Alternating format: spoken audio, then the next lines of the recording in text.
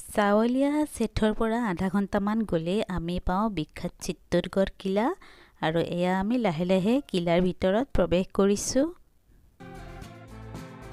Chittorgarh killer প্ৰকাণ্ড প্ৰকাণ্ড guard ৱালবোৰ বহু দূৰৰ পৰা দেখিবলৈ পোৱা যায়।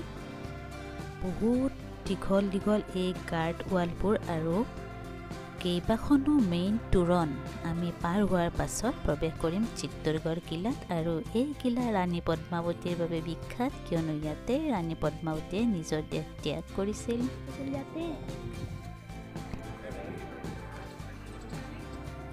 चित्तौड़गढ़ किला पद्मावती का। यहाँ का राजा कौन था? यहाँ का रतन सिंह। रतन सिंह।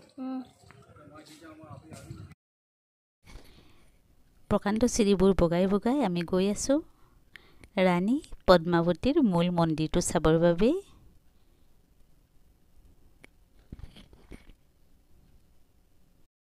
ইয়াত ৰাণী পদ্মাৱতীক দেৱীৰ দৰে পূজা কৰা হয়।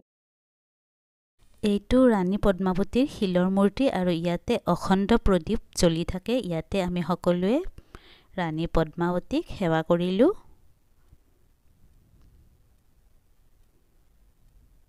এয়া শিলত কটা পদ্মাৱতীৰ ভাস্কৰ্য।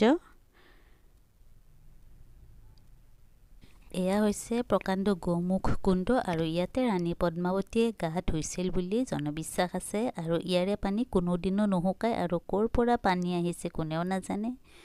গতিকে গোমুখ কুণ্ডৰ পানী আমি খালোঁ। এয়া কাষৰ পুখুৰীটো, ইয়াতে ডাঙৰ ডাঙৰ মাছ আছে। এই মাছবোৰৰ বাবে আমি খাদ্য কিনি আনি ইয়াতে মাছবোৰক দিব পাৰোঁ।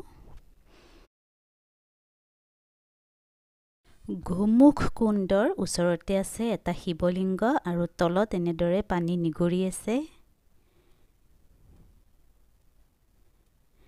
এয়া গোটেই ৰাজস্থান চহৰখন আমি ইয়াৰ পৰা দেখা পাইছোঁ।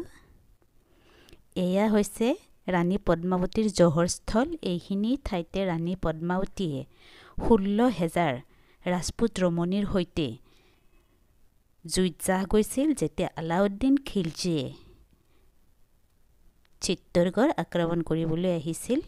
এইখিনিয়ে হৈছে সেই ঠাই। এই জহৰস্থলৰ কাষতে আছে বিজয় স্তম্ভ।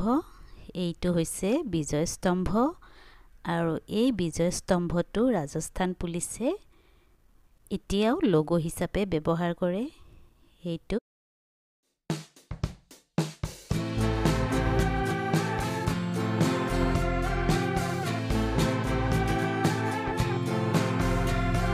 ডাঙৰ ডাঙৰ হলৌ বান্দৰবোৰ এনেদৰে চাৰিওফালে বহি থাকে, চাই ভাল লাগিল।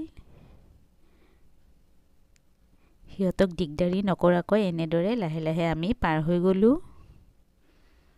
এতিয়া আশপাশৰ পৰিৱেশবোৰ আমি আৰু অকণমান চাম। এয়া আন এটা তোৰণৰে আমি সোমাই গৈ এনেদৰে দেখিলোঁ ডাঙৰ ডাঙৰ খেতিপথাৰবোৰ, বিশাল বিশাল খেতিপথাৰবোৰ দেখিলোঁ ৰাজস্থানৰ। আৰু ইয়াৰ কাষেদি সৌটো সুৰসুৰীয়া বাট গৈছে। এইটোৰে হেনো সৈন্যসকলে যুদ্ধৰ সময়ত এই বাটটো ব্যৱহাৰ কৰিছিলে।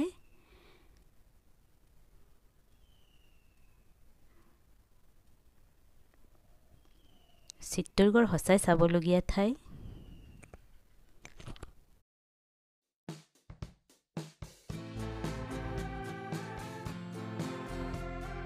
এখন ধুনীয়া পাৰ্ক আছে আৰু পাৰ্কখনৰ কাষত আকৌ এটা ওখ স্তম্ভ দেখিলোঁ আৰু এটা ইয়াতে মন্দিৰো আছে। চাবলগীয়া বহু ঠাই আছে। এদিনত চিত্তোৰগড় কিলা চাই শেষ কৰিব নোৱাৰি। আমি লাহে লাহে ঘৰলৈ ঘূৰি আহিলোঁ। এয়া বাটত আমি চাহ খাবৰ বাবে ৰখিলোঁ। ইয়াতে ধুনীয়া ধুনীয়াকৈ ঘোঁৰাবোৰ সজুৱাই থৈছে আৰু ইয়াতে বহি ফটো উঠিব পাৰি। এইটো বাজু বন্ধ না, बाजू बंद पूरा खींचो ना, ऐसे करके खींचो ना पूरा। অসমলৈ ঘূৰি অহাৰ দিন চমু চাপি আহিছে। গতিকে এদিন আমি ৰাজপুত সাজপাৰ আৰু অলংকাৰৰ লগত চিনাকি হ'লোঁ। চৌকাৰ আৰু এইটো मतलब ये क्या है ना एकदम टीका है मांग टीका हाँ और ये मेरे को मालूम नहीं है ये भी ऐसे सर में लगाने का होता है हाँ जैसे कुछ नाम है पता नहीं मेरे को ध्यान नहीं हाँ चोकर नेकलेस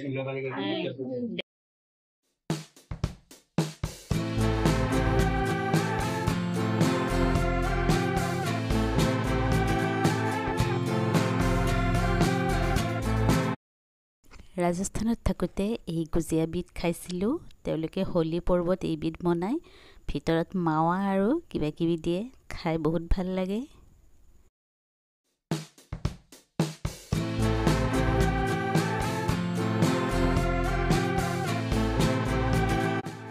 সম্পূৰ্ণ 9টা দিন ৰাজস্থান ভ্ৰমণ কৰি আমি পুনৰ অসমলৈ ঘূৰি আহিলোঁ ভিডিঅ'টো বনাওঁতে হয়তো কিবা ভুলভ্ৰান্তি হ'ব পাৰে তথ্যসমূহ যুগুতাই লওঁতেও কিবা ভুলভ্ৰান্তি হ'ব পাৰে গতিকে ভুলবোৰ শুধৰাই ল'ব আৰু যিমান পাৰে লাইক কমেণ্ট শ্বেয়াৰ কৰিব ধন্যবাদ